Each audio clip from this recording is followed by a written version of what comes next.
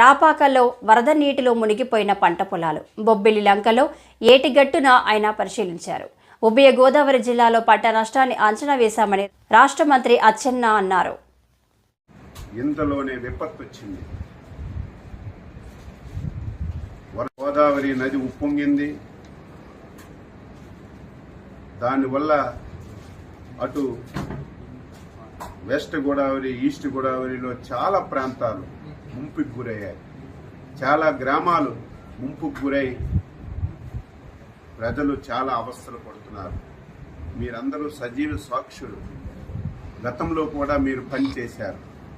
గత 5 సంవత్సరాలు ఎప్పుడైనా ఒక విపత్తు వస్తే, ఎప్పుడైనా వరదలు వస్తే ముఖ్యమంత్రి ఎప్పుడైనా సరే రివ్యూ తీసుకొని అధికార యంత్రాంగానికి అలర్ట్ చేసినటువంటి రోజు ఒక్కటైనా ఉందా?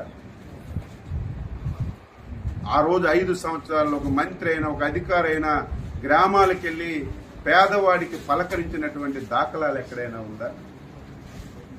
మొన్న ఎప్పుడైతే భారీ వర్షాలు వస్తాయి, గోదావరి నదికి విపరీతంగా వరదొస్తుందని తెలిస్తే మా విపత్తుల శాఖ మంత్రి శ్రీమతి అనిత గారు జూమ్లో కాన్ఫరెన్స్ తీసుకొని కలెక్టర్లకు అలర్ట్ చేశారు.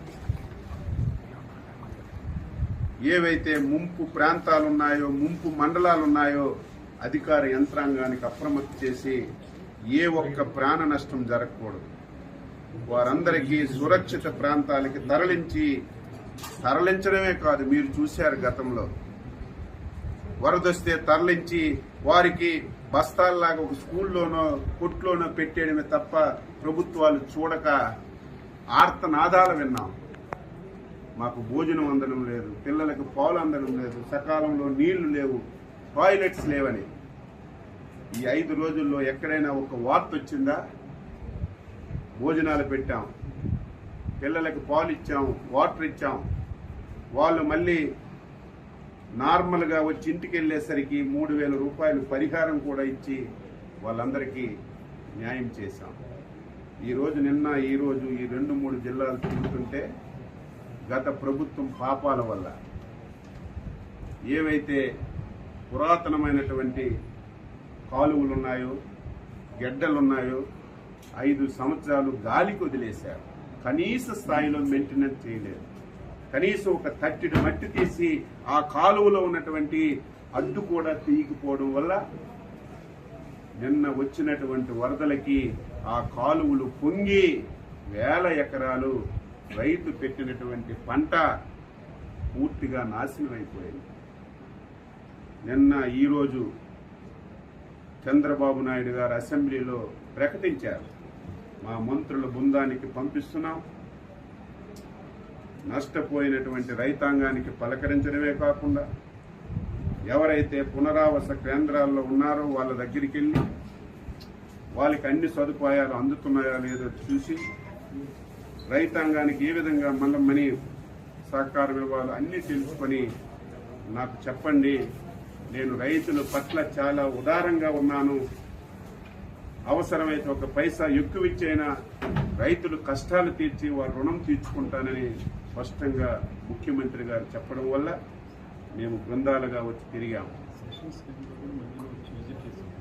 మధ్యలో సెషన్స్ టైంలో కూడా ఎవరైతే స్థానిక మంత్రులు వచ్చి ఒక పూట అసెంబ్లీ చూసి ఒక పూట వచ్చి పలకరించి వచ్చినటువంటి దాఖలాలు. నిన్న ప్రజలు 5 సంవత్సరాలు ఇటువంటి పరిస్థితి ఉంటే ఒక్క ఆఫీసర్ రావడం కానీ, ఒక్క మంత్రి రావడం కానీ, ఒక ఎమ్మెల్యే రావడం కానీ మేము ఎప్పుడు చూడలేదు.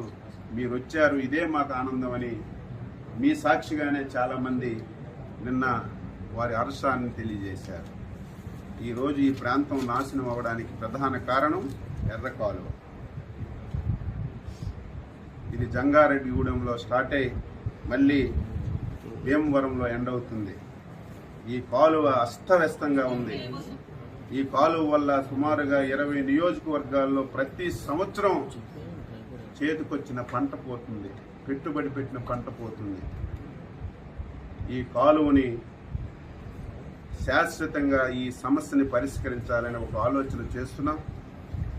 అందుకే జిల్లా యంత్రాంగానికి చెప్పాం, తాత్కాలికంగా ఏవైతే గుంతలు పడ్డాయో ఆ గుంతలన్నీ పూడ్చమని చెప్పి ఆదేశాలు ఇచ్చాం. టెంపరీగా రేపు డిసెంబర్కి మళ్ళీ వ్యవసాయం పెట్టుకోవడానికి ఎక్కడైతే ఈ స్లూయసెస్ పోయాయో, తలుపులు పోయాయో దాని గురించి ఒక ఎస్టిమేషన్ చేయమని ఆదేశాలు ఇచ్చాం. మళ్ళీ ఈ 2 జిల్లాల మంత్రులు, ఎమ్మెల్యేలు అందరం కూర్చొని ఇరిగేషన్ అధికారులతో సమావేశం పెట్టి ఈ ఎర్ర కాలువకి శాశ్వత పరిష్కారం కింద మోడరైజేషన్ చేయడానికి ఎంత డబ్బైనా సరే చంద్రబాబు నాయుడు గారి దృష్టిలో పెట్టి ఈ 5 సంవత్సరాల్లో శాశ్వత పరిష్కారం చూపి స్వతంత్రం వచ్చిన నుంచి పడుతున్నటువంటి ఈ బాధని తొలగించాలని చిత్తశుద్ధితో, అంకిత భావంతో పనిచేస్తామని చెప్పి సందర్భంగా తెలియజేస్తూ